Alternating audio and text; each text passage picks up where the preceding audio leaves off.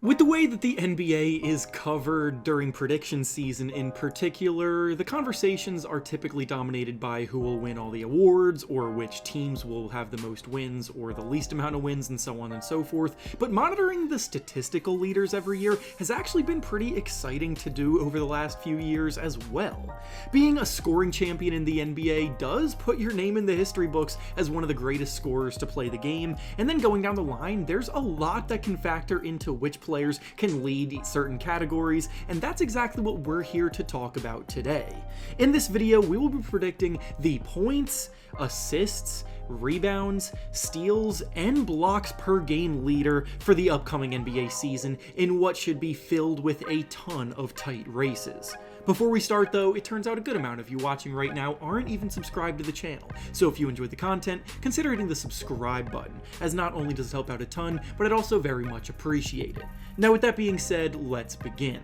We'll start off with the blocks leader for the upcoming season, and the player I believe will take home the crown is Victor Wembanyama of the San Antonio Spurs, who may lead this category year in and year out for the foreseeable future. Wembanyama came into the NBA last year as one of the most hyped up rookies the league has ever seen, and in most ways, he already showed that he has the potential to live up to the hype. Specifically on the defensive end, Wembanyama has all of the makings of an all-time great, standing at 7'4" with an 8-foot wingspan. His timing when it comes to rotating, getting a contest up, and his ability to recover and still make a play on the ball is truly out of this world. He's shown that because of his length, he can still swat shots away even when you think he's been beat, and the fact that he led the NBA in blocks per game last season in his first year by a pretty wide margin inspires nothing but confidence in his ability to do so again as he continues to develop. He blocked 3.6 shots per game last year,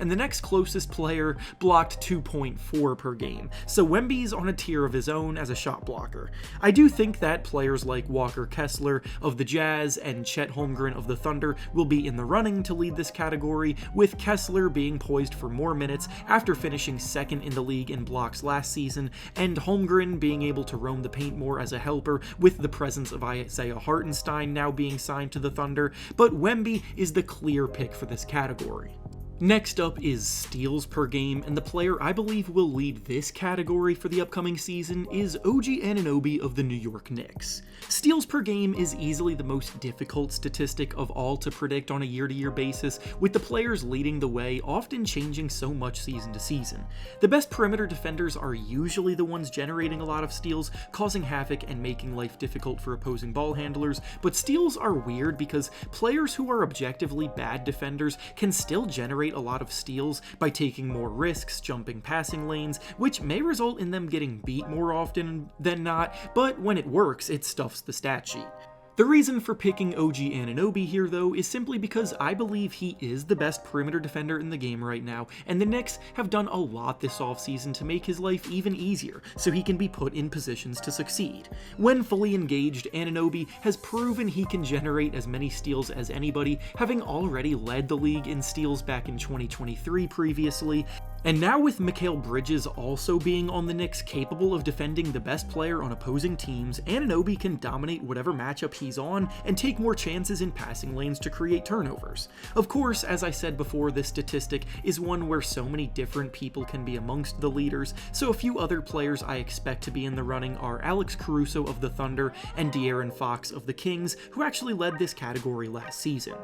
The next primary statistic we'll be predicting is for rebounds per game, and the player I believe will haul in the most of them per game this season is Domantas Sabonis of the Sacramento Kings. This one's not a flashy pick or a crazy pick by any means, as Sabonis has been the rebounding leader for each of the last 2 seasons as well, but there isn't a whole lot that leads me to believe anything will be much different this year in that regard. Even 3 seasons ago, Sabonis ranked in the top 3 of the league in rebounds per game when he wasn't leading the league league in the category, and the 2 seasons before that, he also finished in the top 5 of the league. So this is an area that year in and year out, Sabonis is an established force. He does an incredible job using his size and strength to box out, and his instincts being able to predict which direction the ball is going to bounce off the rim to is a trait that you either have or you don't, and he definitely has it. The Kings also run a slightly undersized lineup, so his dominance on the glass is actually crucial to their success, and they're reliant on his ability to reel in boards at the rate that he does.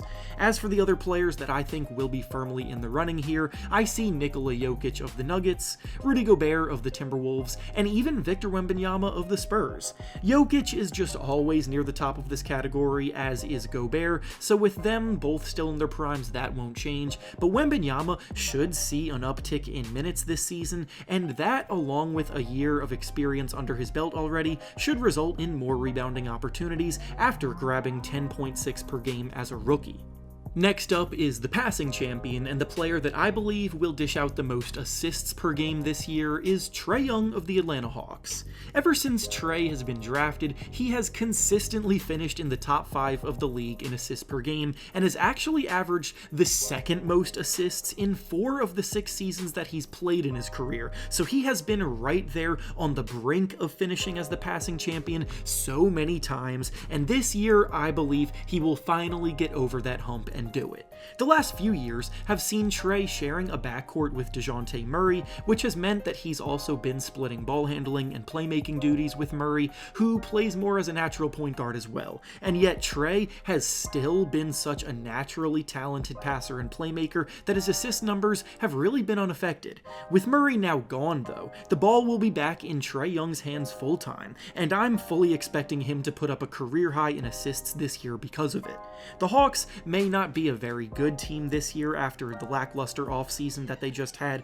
which means even more of the workload will be on Trae's shoulders, and his usage rate could also lead the league. And with the amount of guys around him that rely on Trae to set them up with good looks, it all just adds up to him finishing on top here. Other players that will be in the race include Tyrese Halliburton of the Pacers, who led the league in this category last season, along with Luka Doncic and Nikola Jokic, who both nearly average triple-doubles every season.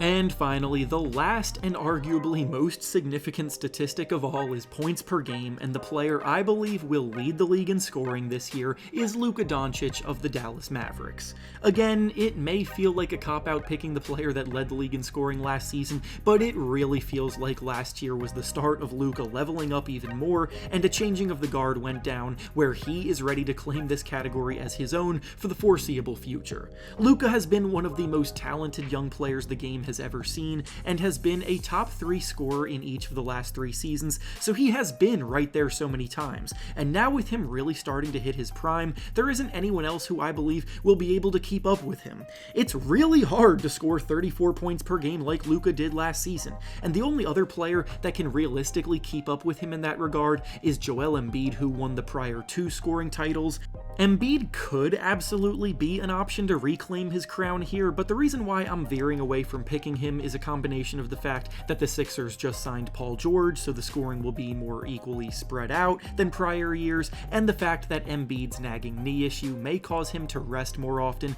which would disqualify him from the 65 games played minimum to be in the running. Other players who should be in the running though include Shai Gilgeous-Alexander of the Thunder and Giannis Antetokounmpo of the Bucks, who have both averaged over 30 points per game the last 2 seasons, but can't quite match up to Luka's usage rate. And with that being said, that's all I have for you today. Make sure to like the video, subscribe to the channel, and comment down below who you think will lead each statistical category this season. Thanks for watching, and I'll see you all next time.